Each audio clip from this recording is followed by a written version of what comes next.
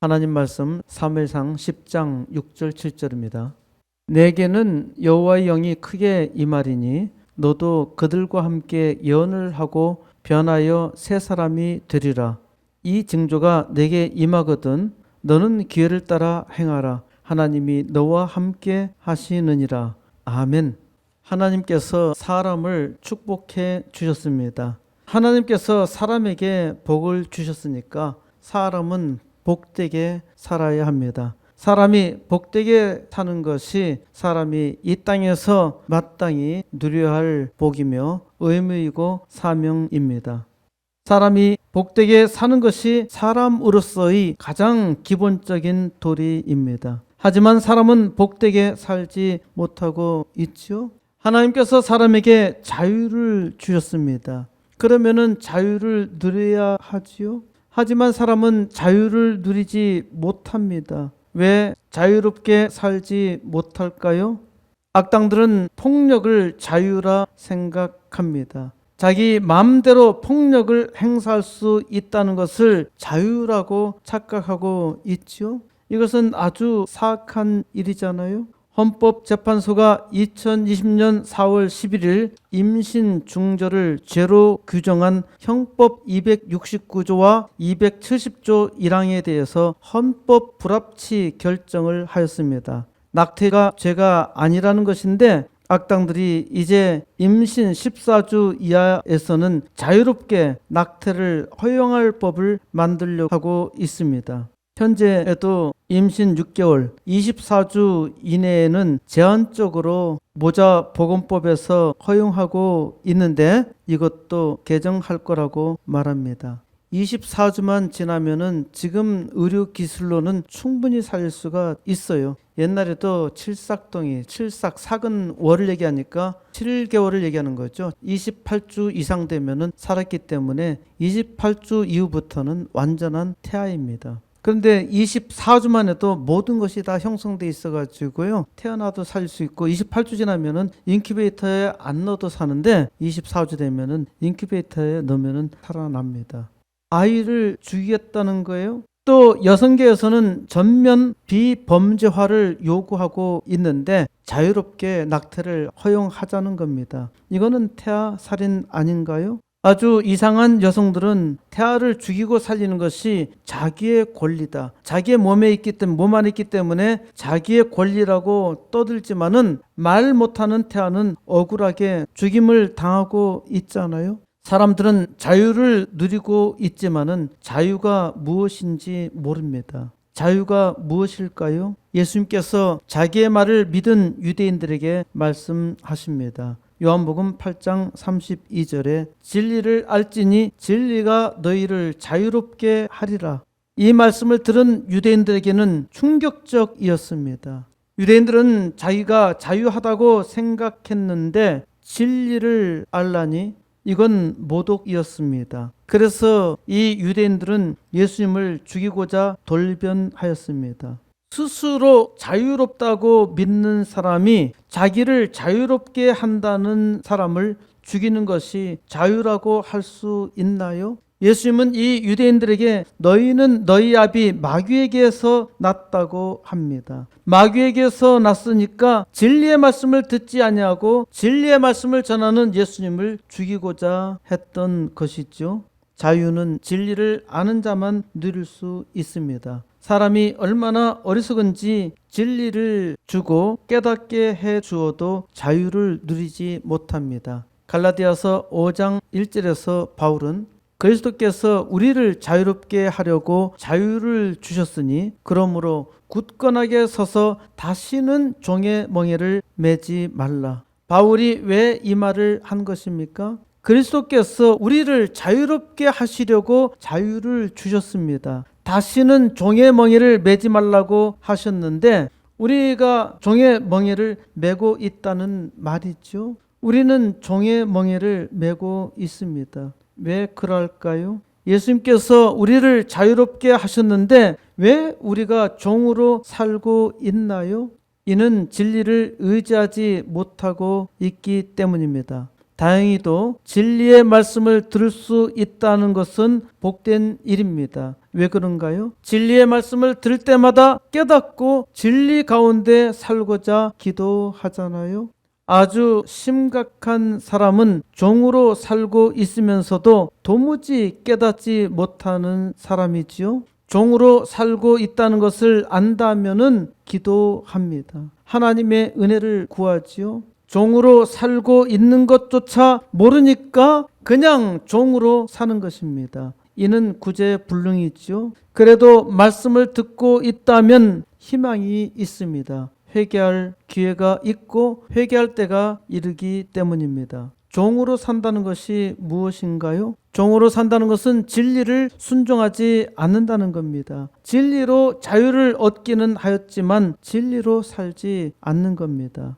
예로 낙태와 동성애에 찬동하는 것은 자유가 아니라 죄의 종이라는 증거입니다. 낙태는 살인이죠. 동성애는 사회의 병리입니다. 동성애를 공적으로 조장하는 행위는 사람을 짐승보다 못한 것으로 길들이는 것이며 인간의 존엄성을 박탈하는 것이죠.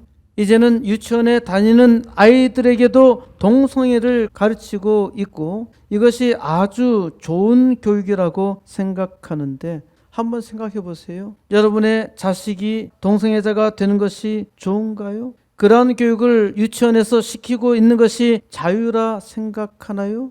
부산만한 싱가포르를 세계에서 가장 부유한 나라로 만든 싱가포르의 리콴유 수상은 내가 걸어온 인류 국가의 길이라는 자서전에서 1961년 싱가포르가 성공하기 위한 두 가지 전제 조건을 기억하고 기록했습니다. 하나는 어떤 경제적 성장도 불가능하게 만드는 공산주의자들을 제거하는 것이었습니다. 또 하나는 스탠포드 래플스의 동상을 그대로 두는 것이었습니다. 래플스가 누구냐 하면은 근대 싱가포르의 아버지라고도 불리는데 그는 1819년 싱가포르에 무역항을 설립했기 때문입니다. 이것 때문에 리콴유 수상의 할아버지가 남중국 광동성에서 싱가포르로 이주해 올 수 있었다고 합니다. 싱가포르에 이러한 무역항이 만들어지지 않았다면 자기는 중국에서 살지 않았겠나 하는 것이죠. 자기 할아버지가 망할 청나라에서 떠나서 싱가포르에서 일자리를 얻어 더 윤택한 생활을 누릴 수 있었다는 것입니다. 하지만 래플스 동상은 영국 유산을 공식적으로 수용한다는 것을 상징하고 있기 때문에 싱가포르는 영국의 지배를 받았죠. 그래서 영국 유산을 공식적으로 수용한다는 것을 상징하는 것 때문에 부담이 있었습니다. 부산에도 지금 롯데 자리 그리고 서울역, 구서울역 자리나 다 일제시대 때 지어진 것이고 일제 총독부가 있었던 것에 대해서도 다 삭제하고 있는데요. 저는 이것을 삭제할 당시에도 건물을 헐 당시에도 헐지 말기를 바랬습니다. 이스라엘은 자기의 고통스러운 역사를 그대로 두고요. 그것을 산교육의 현장으로 활용합니다. 아픈 과거를 자꾸 돌아보아야 그 같은 과거를 반복하지 않는 것이죠. 리콴유 수상은 래플스 동상을 그대로 두었던 것은 해외 투자를 끌어내기 위해서라도 긍정적인 효과를 가져오기 때문에 보존해야 했던 것입니다. 중공이 세계 경제 2위국으로 올라선 점에서 공산주의도 성장을 가져올 수 있다고 말하는 사람이 있겠습니다만은 이거 공산주의가 잘 살도록 만들어 놓은 것이 아니라 그 기전은 등소평이 자유시장 경제를 끌어들였고 박정희 대통령에게 한 수 배웠기 때문입니다. 싱가포르의 리콴유 수상도 박정희 대통령을 매우 존경했고요. 그에게서 많은 것을 본받았습니다. 우리나라만 무시하고 있지요. 중공은 인구가 많아서 국가 경제 규모가 큰 것이지 적어도 10억의 인구는 지금도 아주 가난하게 살고 있습니다. 중국 최고의 부자 마윤이 자본주의적 발언을 했다가 숙청당할 뻔했지요. 전에도 중공의 제2인자가 숙청당했고 그의 여자는 그대로 박제가 되어서 우리나라에도 전시된 바가 있었죠. 지난주에도 또 한 사람이 부정과 여자 문제를 걸어서 거의 즉각 처형했습니다. 중공에 자유가 있나요? 중공에서 교회가 말을 할 수 있나요?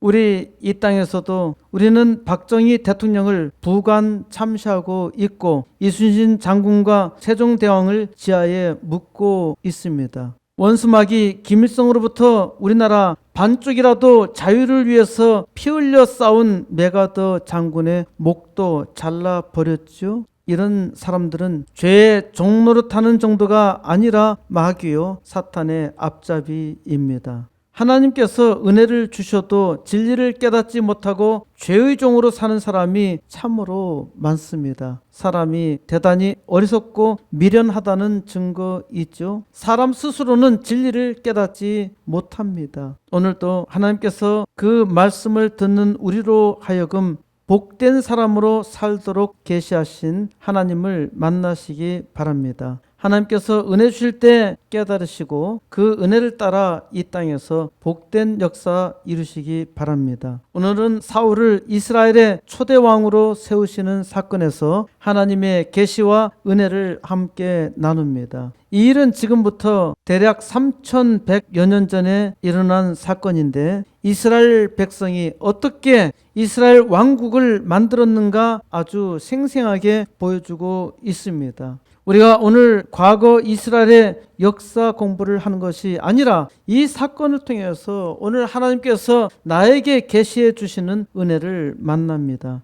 이 계시로 말미암아 내 인생이 복되며 또 세상을 복되게 하는 역사 이룹니다. 사무엘상 10장 17절 사무엘이 백성을 미스바로 불러 여호와 앞에 모으고 사무엘 선지자가 이스라엘 백성을 미스바로 불러서 여호와 하나님 앞에 모았습니다. 18절 이스라엘 자손에게 이르되 이스라엘 하나님 여호와께서 이같이 말씀하시기를 내가 이스라엘을 이집트에서 인도하여 내고 너희를 이집트인의 손과 너희를 압제하는 모든 나라의 손에서 건져내었느니라 하셨거늘.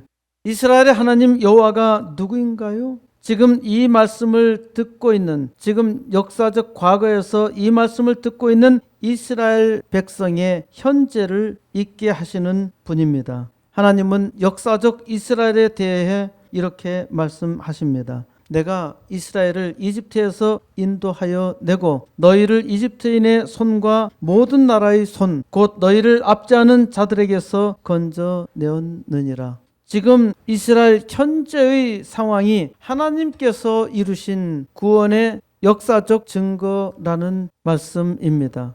이스라엘을 구원하시며 복을 주시는 이는 나 여호와 하나님이시라는 말씀이죠. 왜 이 말씀을 하시나요? 19절 너희는 너희를 모든 재난과 고통 중에서 친히 구원하여 내신 너희의 하나님을 오늘 버리고 이르기를 우리 위에 왕을 세우라 하는도다. 그런즉 이제 너희의 지파대로 1000명씩 여호와 앞에 나아오라 하고 사무엘 선지자는 이스라엘 백성들에게 너희는 오늘 너희를 모든 재난과 고통 중에서 친히 구원하여 내신 너희의 하나님을 버리고 우리 위에 왕을 세우라 요청했다는 것입니다. 그러니까 오늘을 기점으로 너희는 모든 재난과 고통 중에서 너희를 친히 구원하여 내신 너희의 하나님을 거부했다는 것을 명확하게 선언하고 있습니다. 우리 위에 왕을 세우라.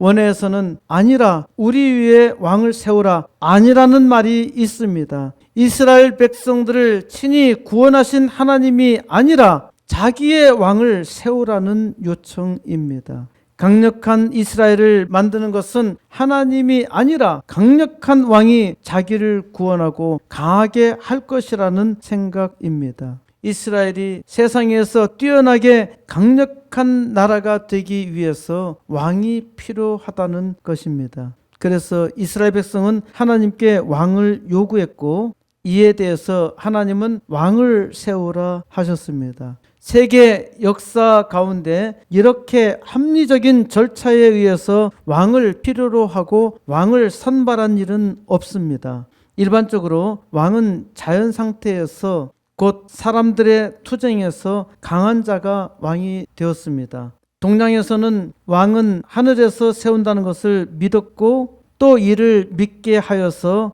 동량에서 왕이 된 자는 대다수 신처럼 군림하였습니다. 유교의 기본 덕목에 삼강오륜이 있죠. 삼강오륜에 대해서 많이 들어보셨을 겁니다. 삼강은 군이 신강, 부이 자강, 부이 부강을 말하는데 강은 묶는 줄을 말합니다. 여기서는 도리를 뜻하죠. 군이 신강은 군은 왕입니다. 왕과 신하 사이에 도리가 있어야 한다는 말입니다. 이는 왕은 왕이고 신하는 신하라는 말이죠. 그러니까 신하는 왕을 넘보지 말고 신하 노릇 잘 해야 한다는 말입니다. 서양에서도 왕은 하늘에서 세운다는 것을 믿었지만 그리스 신화에서 제우스가 자기 아버지 크로노스를 제거하고 왕이 되었듯이 강한 자가 왕이 되었고 사람들은 강한 왕을 추종하였습니다. 동양이나 서양이나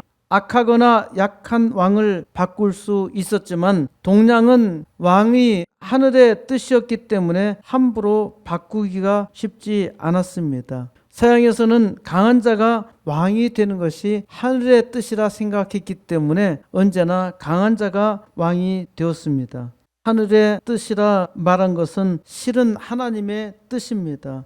사람이 천지를 창조하신 하나님을 알지 못하지만 사람의 인생이 사람에게 있지 않다는 것은 사람들이 알고 있었고 사람들마다 하늘에 있다고 믿은 것입니다.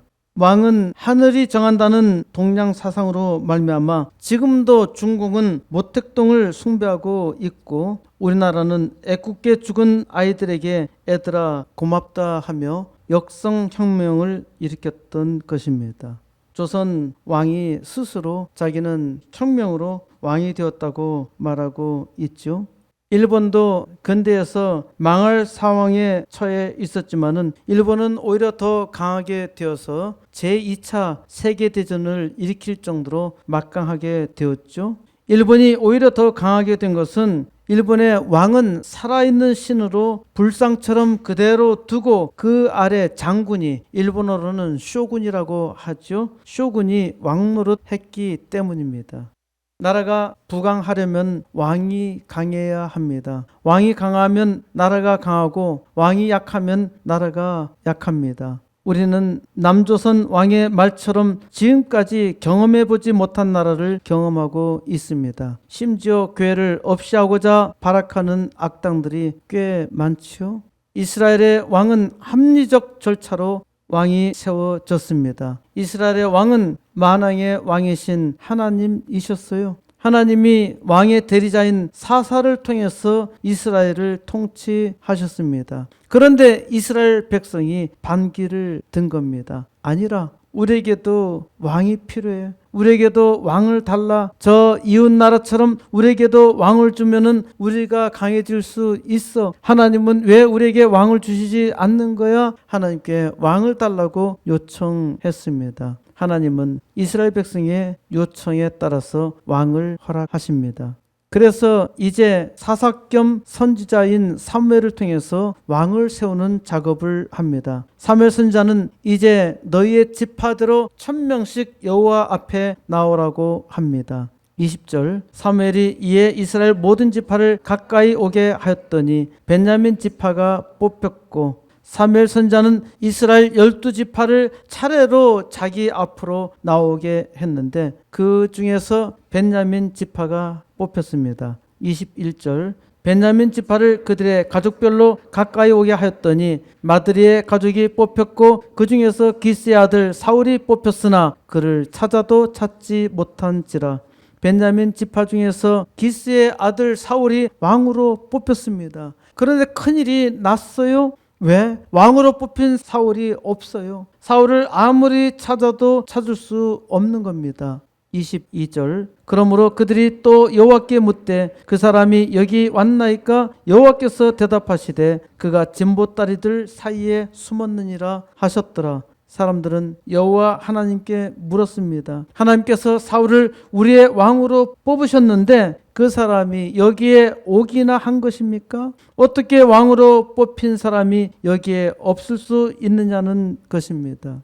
로마 원로원에서 황제를 뽑았어. 그런데 그가 없어. 그러면은 원로원이 문책을 당하게 되어 있죠. 이스라엘은 하나님을 문책한 것입니다. 어떻게 하나님을 문책할 수 있겠느냐고 반문할 수 있겠죠. 사람은 자기가 하는 일이 잘 안 되면은 하나님을 문책합니다. 하나님 탓으로 돌리죠. 잘 되면은 자기가 잘난 탓이고 안 되면은 하나님 탓입니다. 이러한 사람에게 하나님은 대답하십니다. 그가 짐 보따리들 사이에 숨었느니라. 세상에 이스라엘 왕으로 하나님께서 세우신 사람이 사울이 짐 보따리들 사이에 숨었대요. 이런 망신살이가 어디에 있나요? 왜 사울이 짐보따리들 사이에 숨었을까요? 사울은 자기가 왕이 될 줄은 알았습니다. 어떻게 자기가 왕이 될 줄을 먼저 알았나요?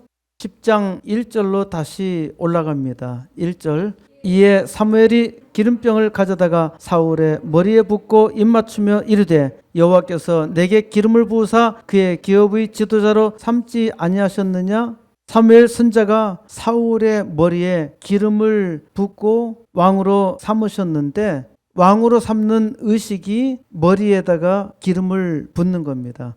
기름을 부어 삼은 사람은 선지자와 왕과 제사장입니다.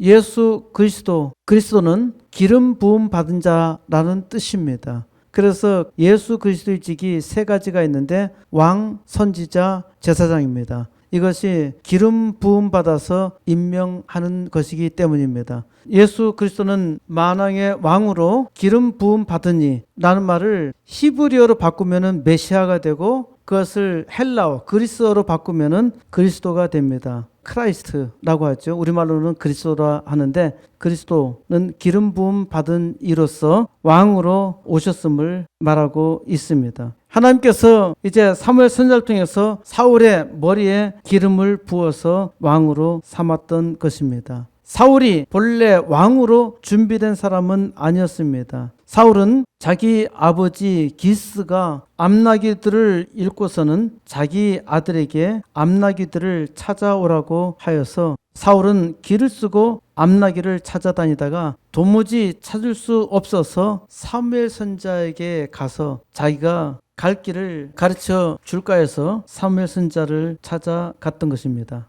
기스의 암나귀들을 찾으러 왔는데 사울의 인생이 확 바뀌어 버렸죠. 사울은 자기 아버지 기스의 암나귀들을 찾으러 왔는데 사무엘 선지자를 만나자 그 인생이 완전히 바뀌어 버렸던 겁니다. 그러니까 암나귀들을 찾으러 왔던 사울이 왕이 된 거예요. 6절 내게는 여호와의 영이 크게 임하리니 너도 그들과 함께 예언을 하고 변하여 새 사람이 되리라. 사무엘 선지자는 사울에게 여호와의 영이 하나님의 영이 크게 임할 거라고 말합니다. 여호와의 영이 사울에게 크게 임하면은 사울도 선지자의 무리와 함께 예언을 하고 변하여 새 사람이 되리라고 합니다. 하나님의 영이 사람에게 임하면은 변하여 새 사람이 됩니다. 우리가 변화된 것은 하나님의 영이 내게 임했기 때문입니다. 하나님의 영이 임했기 때문에 하나님을 믿게 된 것이고 하나님의 말씀을 들을 수 있고 깨달으며 변화가 일어납니다. 하나님의 영이 임한 사람은 새 사람으로 살지요. 또 예언을 합니다. 하나님의 영이 임한 사람의 예언은 점쟁이가 하는 헛소리 예언이 아니라 참된 진리로 세상을 보며 진리로 세상을 말합니다.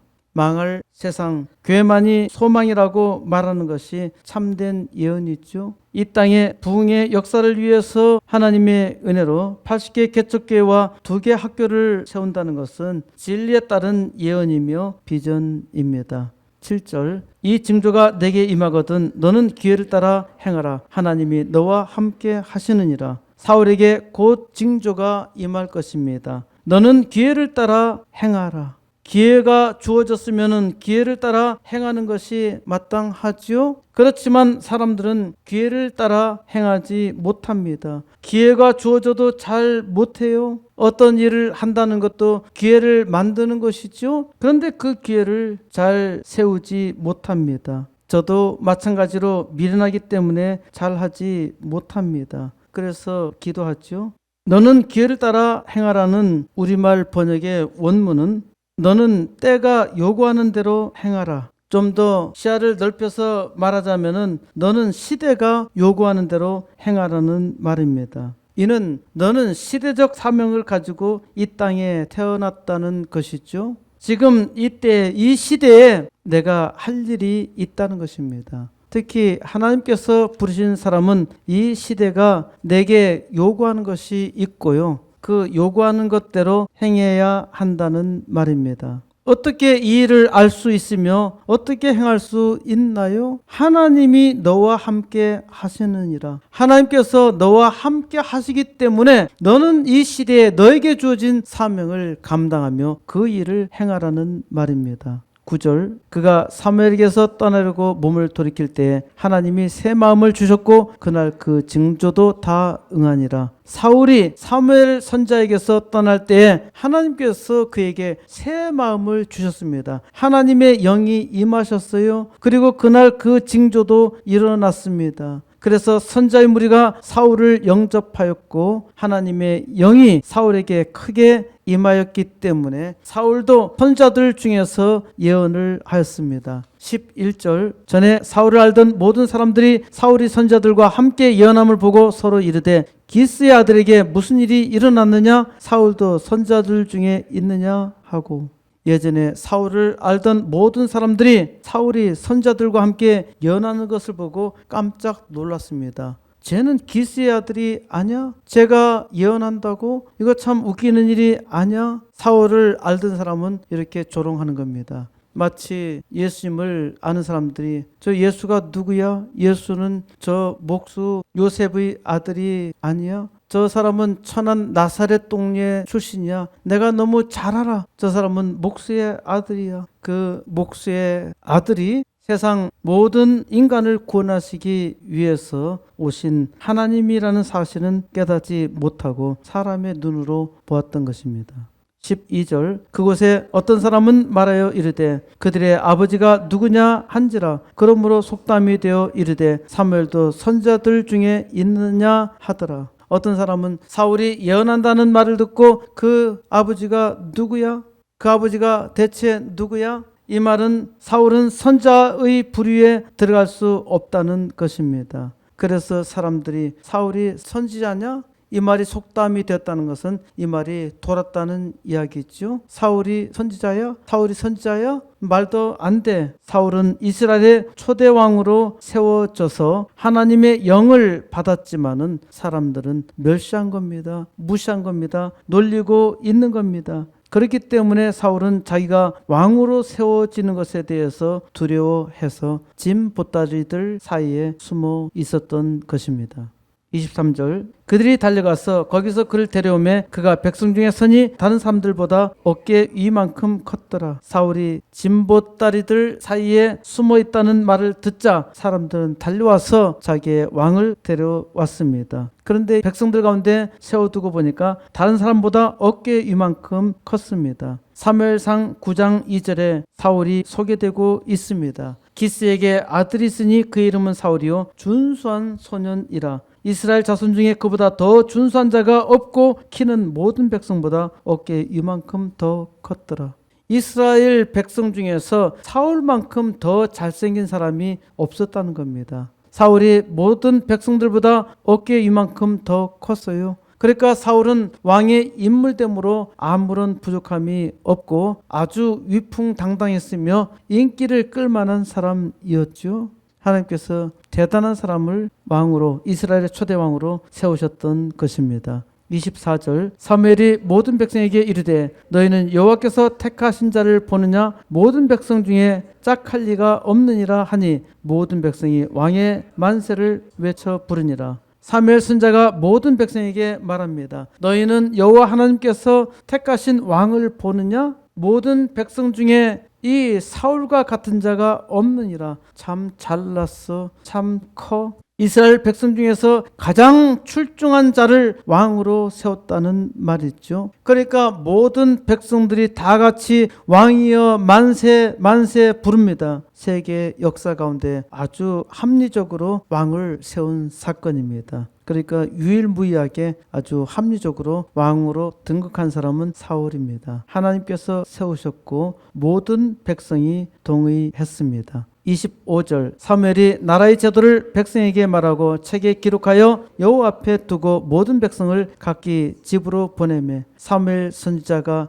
나라의 제도를 백성에게 말했다는데 나라의 제도가 아니라 원어에서는 제왕의 조례를 백성에게 말하였고 이제 왕의 권위를 가지고 어떻게 너희들을 다스리는가 하는 것에 대해서 설명을 했다는 말입니다. 일반적으로 왕이 되는 것처럼 서로 싸워서 왕이 됐다면은 힘센 자의 말대로 하는데 여기는 법도에 따라서 왕을 세웠기 때문에 왕이 무슨 일을 할 것인가에 대해서 백성들에게 교시했고 그것을 책에 기록해서 여호와 앞에 두었습니다. 그리고 모든 백성은 이제 각기 자기의 집으로 돌아갔습니다. 26절 사울도 기브와 자기 집으로 갈 때에 마음이 하나님께 감동된 유력한 자들과 함께 갔느니라. 사울도 기브와 자기 집으로 돌아갈 때에 용사들이 그와 함께 갔습니다. 이 용사들은 하나님께서 그들의 마음을 감동시키셨던 것입니다. 왕국에 대해서 전혀 배경이 없는데 왕으로 세웠다고 해서 바로 왕노릇할 수 있는 것이 아니잖아요. 왕노릇 하려면은 그 주변에 가신이 있어야 합니다. 그래서 사울이 왕노릇할 수 있도록 용사들을 하나님께서 세우셨고 하나님께서 이 일을 적극적으로 하도록 사람들의 마음을 감동시키셨던 것입니다. 27절 어떤 불량배는 이르되 이 사람이 어떻게 우리를 구원하겠느냐 하고 멸시하며 예물을 바치지 아니하였으나 그는 잠잠하였더라. 항상 좋은 일에는 악당이 등장하지요. 우리말 성경에서 어떤 불량배라고 하였는데 원문에서는 어떤 악당 자식들이라고 합니다. 어떤 악당 자식들은 사울 왕을 멸시하며 예물을 바치지 아니하였습니다. 그러나 이 일에 대해서 사울은 자기의 평온을 유지하였습니다.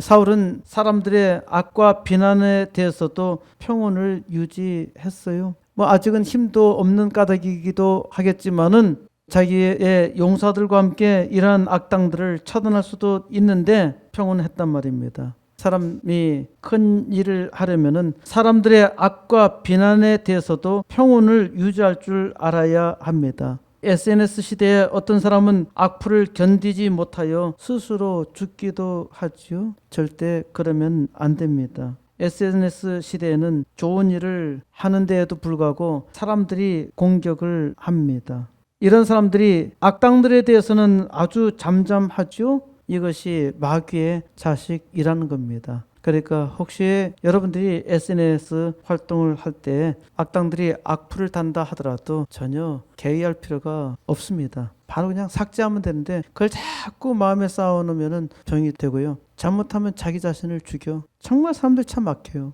너는 기회를 따라 행하라. 때를 따라서 때가 요구하는 대로 해야 합니다. 사람은 역사적 사명이 있습니다. 하나님을 믿는 사람이든 믿지 아니하는 사람이든 이 땅에 역사적 사명이 있습니다. 더욱이 하나님의 백성은 하나님께서 이 땅에 복이 되게 하셨어요. 하나님이 말씀하십니다. 너는 이 시대에 내게 주어진 일을 하라. 세상이 이 시대에 내게 요구하는 일을 하라. 어떻게 이 일을 알 수 있습니까? 하나님께서 너와 함께 하시니까 하라고 하시죠. 하나님께서 무슨 사명을 주셨는지 알지 못하면은 기도해야 합니다. 기도하면은 하나님의 뜻을 알 수 있어요. 하나님께서 이 땅에서 사명을 이루도록 하나님의 영을 부어 주셨고 변하여 새 사람이 되게 하였습니다. 하나님의 영으로 변화를 받은 사람은 새 사람으로 세상에 필요한 일을 하지요.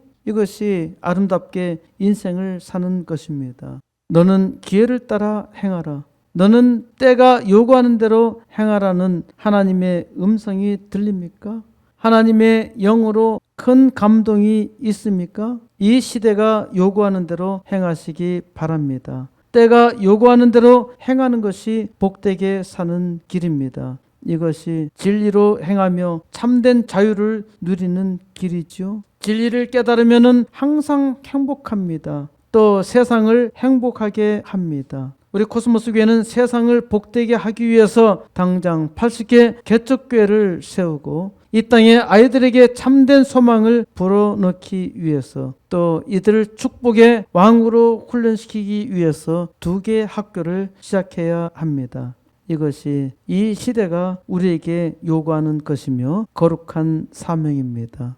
여러분에게는 이 시대가 요구하는 어떠한 사명이 있습니까? 이 시대의 고통에 대해서 여러분에게 주어진 과제가 무엇이라 생각합니까? 여러분은 하나님께서 택하셨고 여러분이 복되게 살아야 하고 세상을 복되게 해야 합니다. 아직도 하나님의 뜻을 깨닫지 못한다면 하나님 앞에 기도하세요. 하나님께서 여러분의 인생을 복되게 인도하여 주시며 여러분을 통해서 세상을 복되게 하십니다. 이제 하나님의 영으로 이 시대에 요구하는 사명을 받은 모든 주의 백성들이 하나님의 영광을 나타내는 역사, 그 삶 속에서 날마다 매 순간마다 이루어 하나님 영광 나타내시기를 우리 주 예수 그리스도의 이름으로 간절히 축원드립니다.